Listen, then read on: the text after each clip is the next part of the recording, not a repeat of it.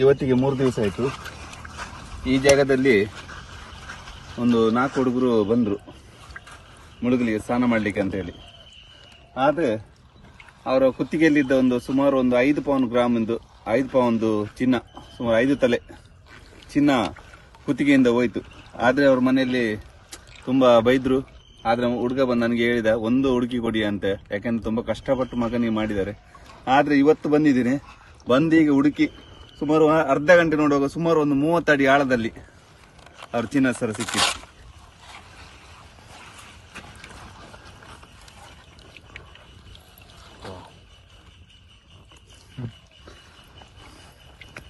ಸುಮಾರು 4 pound gram ಆಗ್ಬೋದು. ಈ ಚಿಕ್ಕದೊಂದು ಚಿನ್ನ ಸಿಕ್ಕಿದೆ. ತುಂಬಾ ಕಷ್ಟಪಟ್ಟಿರ್ಬೋದು, ತಂದೆ ತಾಯಿಗೆ ಸಹ ಅವನಿಗೆ ಬೈದಿರ್ಬೋದು.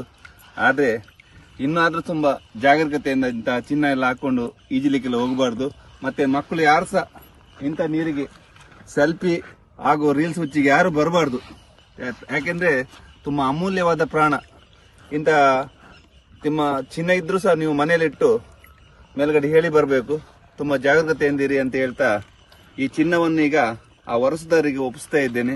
ಯಾರು ಸಹ ಮಕ್ಕಳು ಇಲ್ಲಿ ಬಂದು ನೀರಲ್ಲಿ ಆಡಬಾರ್ದು, ತಮ್ಮ ಅಮೂಲ್ಯವಾದ ಪ್ರಾಣವನ್ನು ಉಳಿಸ್ಕೊಳ್ಬೇಕಂತ ನಿಮ್ಮೆಲ್ಲರ ಹತ್ರ ನಾನು ಕೈ ಮುಗಿದು ಹೇಳ್ತಾ ಇದ್ದೀನಿ.